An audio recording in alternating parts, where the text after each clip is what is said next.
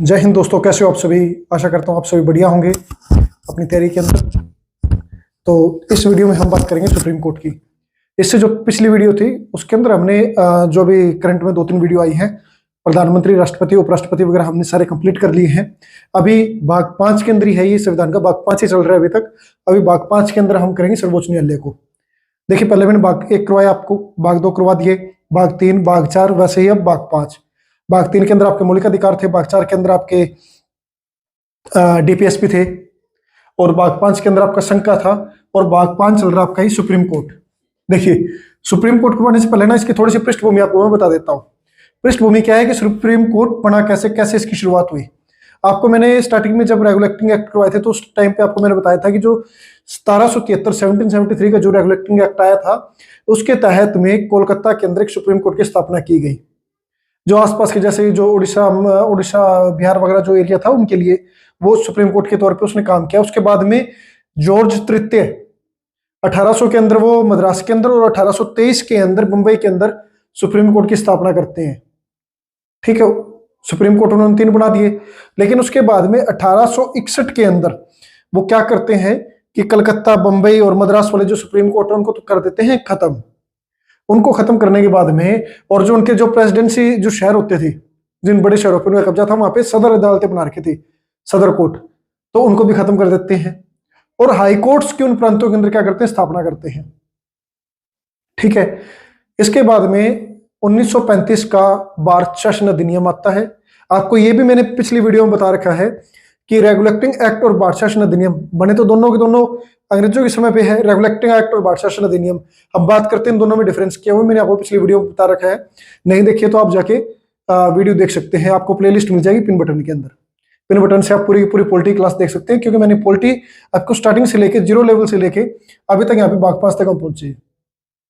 Regulating act करवाए, उसके बाद में आपके संविधान सभा करवाई, फिर उसके बाद में संविधान की अब बात कर रहे हैं।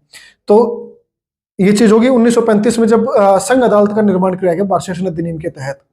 संघ अदालत जो करंट में जिसको हम सुप्रीम कोर्ट के नाम से जानते हैं, 26 जनवरी 1950 को भारत का संविधान बनकर लागू हो गया, और उसी के साथ सुप्रीम कोर्ट भारत में क्या हो गया, स्थापित हो गया। क्योंकि संविधान के अंदर इसका प्रावधान कर दिया था कि भारत का एक सर्वोच्च न्यायालय होगा, अनुच्छेद 124 के अंदर, भाग 5 अध्याय 6। ठीक है, और सुप्रीम कोर्ट बन गया आपका। और 28 जनवरी 1950 को ये पहला स्तर, यानी कि 28 जनवरी से अपना काम करना स्टार्ट कर देता है। 28 जनवरी 1950 से क्या करना स्टार्ट कर देता है, काम करना अपना स्टार्ट कर देता है। तो ये तो था इसका बेसिक, जो इसका फीड अपने आप बोल दो कि आपका बेस था, जो सब यहां से इसकी शुरुआत हुई। अनुच्छेद 124 से 147 तक आपके अध्याय 6 के, जिसके अंदर सर्वोच्च न्यायालय के बारे में तरह तरह के जो आपको आर्टिकल्स हैं वो देखने को मिल जाएंगे। अनुच्छेद 124 के अंदर सुप्रीम कोर्ट के गठन की बात की गई है। 124(1) में कहा गया, जब तक संसद कानून बनाकर बड़ी संख्या में यह निर्धारित, यानी कि जो जजों की संख्या है उनको निर्धारित नहीं करती, तब तक उनकी जो अधिकतम संख्या होगी 7+1 रहेगी। 7+1 यानी कि 7 तो न्यायाधीश और एक आपका मुख्य न्यायाधीश, 7+1 रहेगी। सीजीआई के अलावा 7 अन्य न्यायाधीश। लेकिन अभी जो 2019 के अंदर समय समय के ऊपर इसके अंदर संशोधन होता रहा। 2019 में उच्चतम न्यायालय या सुप्रीम कोर्ट न्यायाधीश संख्या संशोधन अधिनियम आया इसका, जिसके अंदर इसका प्रावधान अब कर दिया गया है 33+1। 33 आपके अन्य न्यायाधीश और एक आपका मुख्य न्यायाधीश। ठीक है, आर्टिकल 129, अनुच्छेद 129 के अंदर कहा गया है कि जो सुप्रीम कोर्ट है वो अभिलेख के तौर पे काम करेगी। अभिलेख के तौर पे मतलब कि इसके जो निर्णय होंगे, इसके जो जजमेंट होंगे बाकी कोर्टों के अंदर, इसकी जो जजमेंट होगी, जो इसने कहा गया है वो एज आप उसको जजमेंट आप वहां पे दिखा सकते हो, उसके आधार पे आपके फैसले होंगे। सुप्रीम कोर्ट के जो फैसले हैं अभिलेख के तौर पे इसके काम करते हैं अनुच्छेद 129 के तहत में। ठीक है, सुप्रीम कोर्ट का न्यायालय पूरे भारत के अंदर बाध्यकारी है। जो सुप्रीम कोर्ट ने निर्णय कर दिया वो पूरे भारत के अंदर लागू होगा। ठीक है, चाहे किसी भी स्टेट में किसी की भी सरकार हो, न्यायपालिका स्वतंत्र है। आर्टिकल 139 के अंदर कहा गया है, मौलिक अधिकारों के अलावा भी सुप्रीम कोर्ट रिट जारी कर सकती है किसी भी संदर्भ में। ठीक है, न्यायाधीशों की जो नियुक्ति है, वो न्यायाधीशों की नियुक्ति राष्ट्रपति, मुख्य न्यायाधीश जो सीजीआई है, और उनका एक कॉलेजियम होता है, उस कॉलेजियम के आधार के ऊपर बात करके वहां से इनके सीजीआई के परामर्श से राष्ट्रपति न्यायाधीशों की क्या करता है, नियुक्ति करता है। सुप्रीम कोर्ट के कॉलेजियम का नेतृत्व कौन करता है, सीजीआई करता है। चीफ जस्टिस ऑफ इंडिया, ठीक है। 4 अन्य उसके अंदर क्या होते हैं, न्यायाधीश होते हैं। लेकिन इस कॉलेजियम प्रणाली को खत्म करने के लिए 2019 के अंदर, सॉरी 2014 के अंदर, 99वें संविधान संशोधन 2014 के अंदर एक राष्ट्रीय न्यायिक आयोग अधिनियम NJAC की स्थापना की गई। यानी कि देखिए, न्यायपालिका भारत में स्वतंत्र है। अगर न्यायपालिका के अंदर आप राजनीति को छेड़ दोगे, न्यायपालिका स्वतंत्र कहां से होगी? आपके फैसले तो प्रभावित करेगी वहां से। इसलिए सुप्रीम कोर्ट ने इसको असंवैधानिक करार देते हुए, सुप्रीम कोर्ट ने असंवैधानिक करार दिया। NJAC नियुक्ति, न्यायिक नियुक्ति के अंदर राजनीतिक कार्यपालिका की भागीदारी मूल संरचना के सिद्धांत के खिलाफ है, क्योंकि न्यायपालिका क्या है, स्वतंत्र है। अगर ये वहां पे हस्तक्षेप करेंगे तो न्यायपालिका स्वतंत्र कहां से हो जाएगी? देखिए, जो न्यायाधीशों की नियुक्ति है, पहले तो जो मुख्य न्यायाधीश बनता था वो सुप्रीम कोर्ट का जो सबसे सीनियर जज होते थे उनको CJI बना देते थे। लेकिन कई बार देखा गया, जैसे इंदिरा गांधी सरकार के अंदर जब बना तो इंदिरा गांधी ने जो सीनियर 2-3 थे उनको छोड़ के किसी और को उन्होंने CJI बनाया। वैसे दोबारा से 1972 के अंदर और 1978 के अंदर शायद ऐसा किया गया। तो ये होता रहा है। इतना हो गया ये। अभी आपके लिए जो मैंने यहाँ पे, यानी कि वो पूरा उस तरीके से नहीं करवाया आपको, जो मेन पॉइंट्स थे वो सिर्फ वो मैंने यहाँ पे लिख रखे हैं। आप इसका स्क्रीनशॉट ले सकते हैं और जो मैं बता रहा हूँ आप नोट डाउन कर सकते हैं।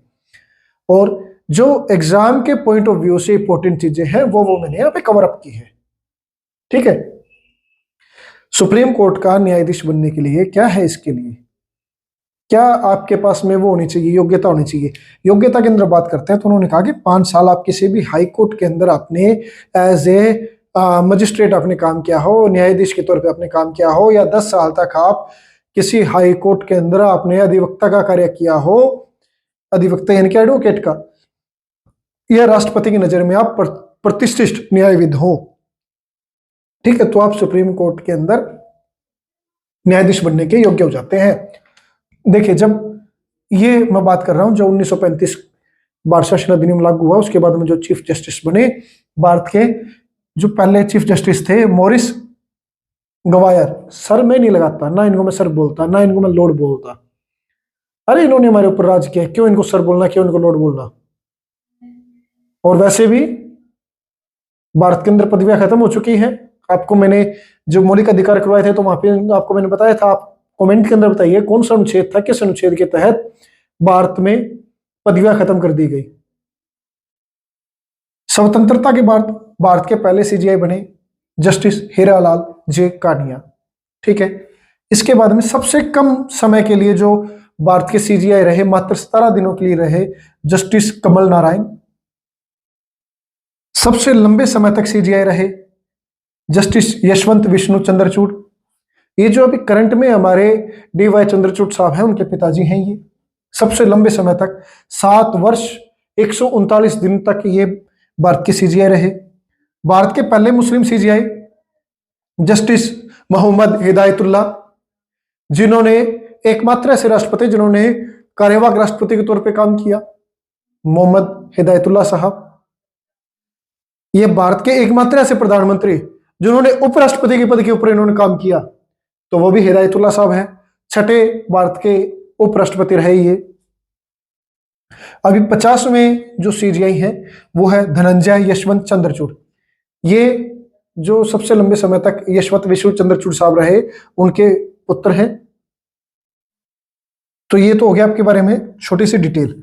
अभी हरियाणा के संदर्भ में, हरियाणा के संदर्भ में क्या है, जो हरियाणा के जो चीफ जस्टिस रहे और सुप्रीम कोर्ट के भी चीफ जस्टिस रहे।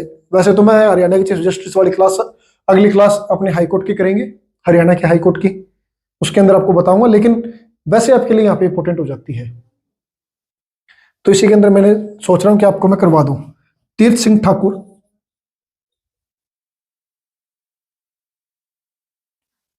ये क्योंकि मैं हरियाणा से हूं, हरियाणा की मैंने आगे क्लासेस लेनी है, तो हरियाणा के संदर्भ में मैं आपको बता रहा हूं कि तीर्थ सिंह ठाकुर हरियाणा व पंजाब हाई कोर्ट के चीफ जस्टिस रह चुके हैं और भारत के ये CJI भी रह चुके हैं, इनकी चीफ जस्टिस ऑफ इंडिया भी रह चुके हैं। और दूसरे आपके अभी कुछ समय पहले जो श्री जस्टिस श्री रंजन गोगोई जी,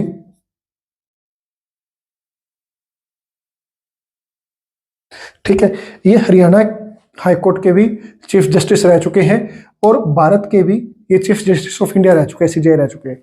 ठीक है, वीडियो पसंद आई तो वीडियो को लाइक कीजिए, आप ज्यादा से ज्यादा अपने दोस्तों के साथ शेयर कीजिएगा, अपना प्यार इस तरह बनाए रखिएगा। देखिए, वीडियो के अंदर मैं आपको ज्यादा इधर उधर की बात ना करके पॉइंट टू पॉइंट आपको मैं करवाने की कोशिश करता हूं, ताकि 10-15 मिनट की एक वीडियो के अंदर मैं आपको जो 2 दिनों की एक क्लास के अंदर मैं वहां पे जो एकेडमी में जो चीज करवाई जा सकती है एकेडमी में, या जो आप ऑनलाइन क्लासेस लेते हैं वहां पे आपको एक क्लास के अंदर जो 35-40 मिनट की जो क्लास होगी उसके अंदर आपको उससे भी ज्यादा लंबी क्लास के अंदर आपको करवाएंगे इतनी चीजें।